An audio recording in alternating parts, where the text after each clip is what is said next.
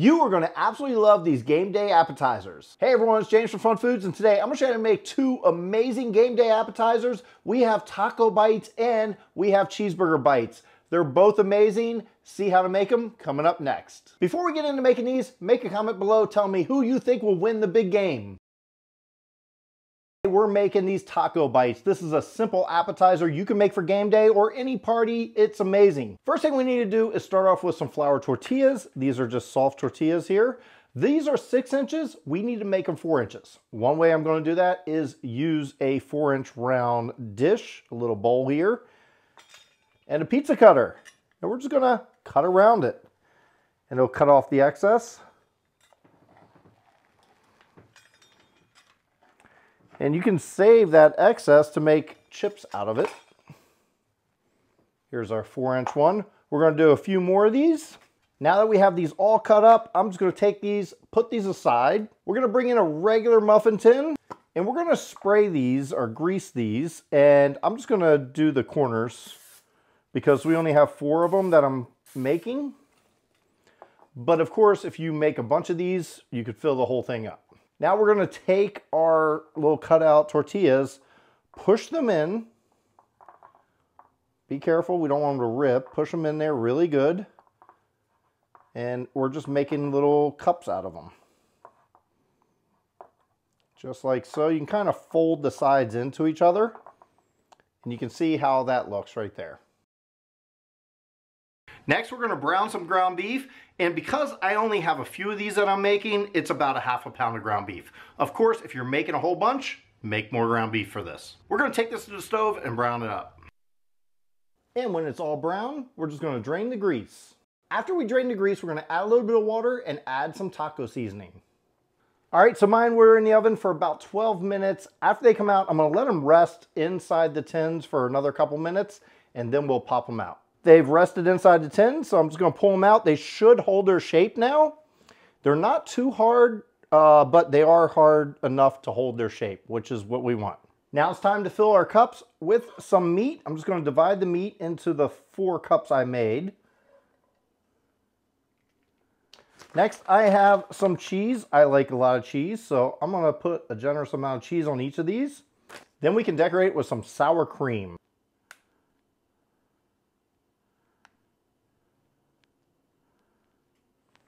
And garnish with some green onions.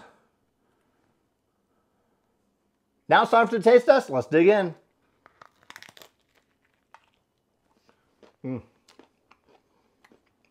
Amazing. Thanks for watching. I hope you enjoyed watching me make these taco bites. If you enjoyed this video, make sure you hit that like button.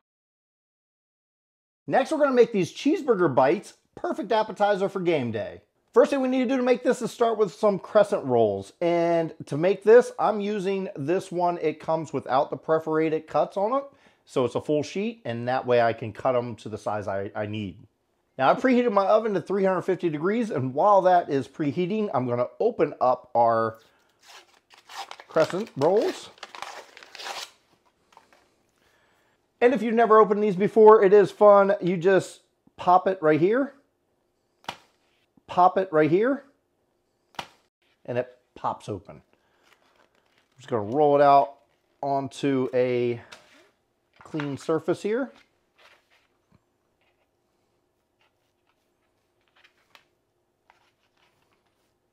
Now to make this, we're going to cut this in half one time. I'm just eyeballing this, but you can measure it out.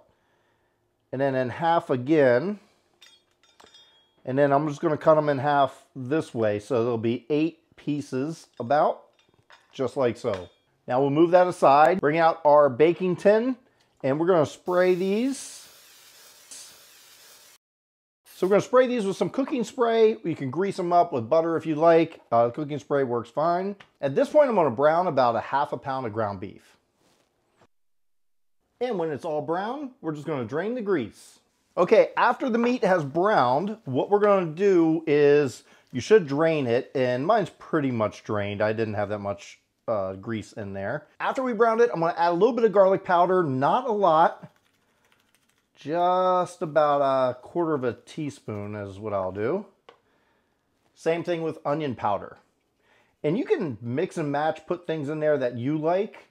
These are the things I enjoy. I am going to sprinkle some salt. Another thing I'm going to add is a little bit of Worcestershire sauce. I can't say that, but Worcestershire sauce, you know what it is.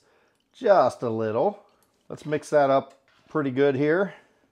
Starting to smell amazing. Now what we're going to add is some ketchup, and you want to be generous with the ketchup.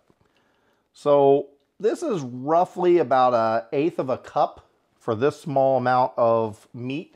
But if you have larger amounts of meat, you need more. And it's just really playing it by ear. Then we're going to use just some regular yellow mustard. You could use Dijon mustard if you like. Not as much, probably about 1/4 of the amount of ketchup that you used. And let's mix this together. You could, of course, mix all this in a bowl, but I just want to keep my dishes to a minimum and do it right here in the pan. And another thing we're going to add, I have 2 pre-cooked pieces of bacon. I'm just going to crumble them up.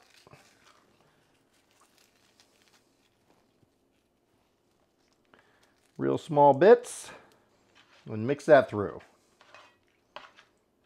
And one last thing we need is some cheddar cheese. Now I'm going to use a lot of cheese here, but again, your call. Mix that through really good. Now I'm going to move this out of the way. Come back to our crescent rolls that we cut up. Take one out. And we're just going to push it in just like that. Then we're going to take our meat mixture and fill it.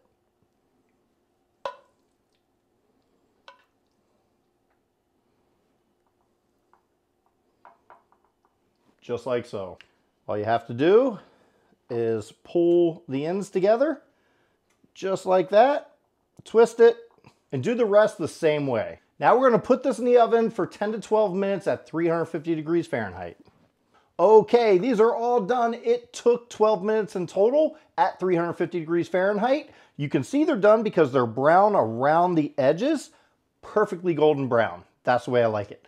We're going to leave them in the container for another 2 minutes just to let them cool down a little bit before we pop them out and serve. And now it's time for the taste test. I'm going to dig in.